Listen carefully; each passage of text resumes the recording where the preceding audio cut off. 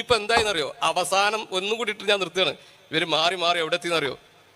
ഞാൻ ഇയ്യാക്കനാബുദു വയ്യാക്കനസ്തായി എന്നുള്ളതിനൊരു അർത്ഥം പറഞ്ഞില്ലേ, അതുപോലും അംഗീകരിക്കുന്ന അവസ്ഥയിലേക്ക് വരെത്തി. എല്ലാ മുജാഹിദീങ്ങളും ഇതുവരെ പറഞ്ഞിരുന്നത് മനുഷ്യ കഴിവിന് അപ്പുറത്തുള്ളത് അത് അള്ളഹാനോട് മാത്രം ചോദിക്കുക, മറ്റത് നമ്മളൊക്കെ അങ്ങോട്ടും ഇങ്ങോട്ടും ചോദിക്കുക ഇതുവരെ പറഞ്ഞിരുന്നത് അതുപോലും മാറ്റിവെച്ചു.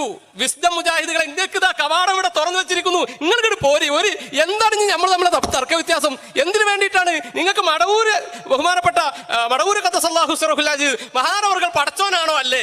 അതാണ് നമ്മളെ വ്യത്യാസം. അതിൽ നമുക്ക് തർക്കമില്ല. മടവൂര് പടച്ചോനാണെന്ന് പറയുന്നവൻ മുസ്ലിം അല്ല എന്ന് നമുക്കറിയില്ലേ? അങ്ങനെ ആരും ഇവിടെ പറയുന്നുമില്ല. അതുകൊണ്ട് തന്നെ ഈ വിഷയത്തിന് വേണ്ടി നിങ്ങൾ ഇവിടെ സ്റ്റേജ് കെട്ടി പ്രസംഗിക്കേണ്ട കാര്യമില്ല. നിങ്ങൾ ഇപ്പോ തവസ്സുലും നിങ്ങൾ അംഗീകരിച്ചു, ഇസ്തിഗാസയും നിങ്ങൾ അംഗീകരിച്ചു, കണ്ണേറും നിങ്ങൾ അംഗീകരിച്ചു, തബറുക്കും നിങ്ങൾ അംഗീകരിച്ചു, ജിന്ന് ചികിത്സയും നിങ്ങൾ അംഗീകരിച്ചു. ഇനി എന്താ നിങ്ങൾ അംഗീകരിക്കാൻ ബാക്കിയുള്ളത്? പക്ഷേ നിങ്ങൾ ആ ചുളിവ് കൂടി ഇങ്ങനെ വരാൻ പറ്റുമെന്ന് വിചാരിക്കണ്ട. ഇമാം അശ്അരി റളിയല്ലാഹു അൻഹുവിന്റെയോ ഇമാം മാതുരിദി റളിയല്ലാഹു അൻഹുവിന്റെയോ അഖീദ അത് ശരിക്കും അഖീദ ഉറപ്പിച്ച് വിശ്വസിച്ചുകൊണ്ട് നാലാലൊരു മദ്ഹബ് സ്വീകരിച്ചുകൊണ്ട് നല്ല കുളിച്ച് വൃത്തിയായി ഒന്ന് ഇട്ട് വന്നാ ഇൻഷാ അല്ലാഹ് നമ്മൾ സ്വീകരിക്കും. അല്ലാതെ ഈ ലൊട്ടുലൊടുക്ക് പരിപാടി ഉണ്ടല്ലോ, അത് പറ്റൂല. നല്ല പോലെ ഉണ്ട് വരട്ടെ. നോക്കി ലാസ്റ്റ് പോയി ഇയ്യാക്കനാബുദു വയ്യാക്കനസ്തായി എന്നുള്ളതിന്റെ പണ്ട് ഒരു അളിയാക്കൊക്കെ വിരുന്നിന് വന്ന കഥ പറയുന്നുണ്ടല്ലോ.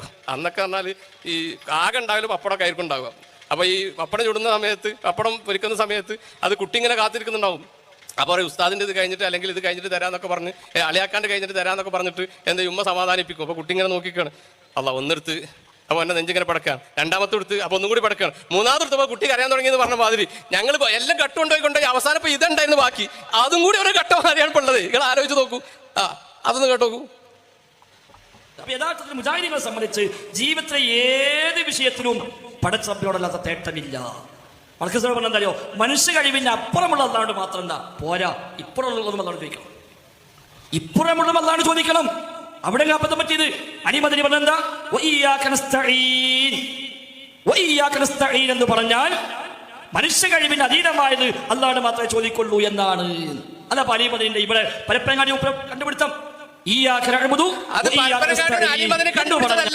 അത് ഈ മുജാഹിദ് പ്രസ്ഥാനം ഉണ്ടായ കാലം മുതൽ ഇത്ര കാലം വരെ ഞങ്ങളൊക്കെ അത് മാത്രമേ കേട്ടിട്ടുള്ളൂ. ഇപ്പൊ ഇതാ പുതിയ വാദവുമായിട്ട് ഫൈസൽ മൗലവി മുജാഹിദ് ആയിക്കാട്ട് പറയണ്ട, സുന്നിയിലേക്ക് പോര്. ഇനി എന്തിനു ബാക്കി എന്താണ് ബാക്കിയുള്ളത്? നിങ്ങൾ ആ മക്ബറിനോട് ആ ഇമാമിങ്ങളോടും ആ ഔലിയാക്കളോടുള്ള വിരോധം മാറ്റിവെച്ച് നല്ല ഉഷാറായിട്ടുണ്ട് വന്നാൽ ഞങ്ങൾ അഹ്ലുസുന്ന സ്വീകരിക്കാൻ തയ്യാറാണ്. നിങ്ങൾ എന്തിനാണ് വെറുതെ ഈ കാപട്യവുമായി നടക്കുന്നത്? മാത്രമേ സഹായം തേടുകയുള്ളൂ എന്നത് എന്താ അർത്ഥം?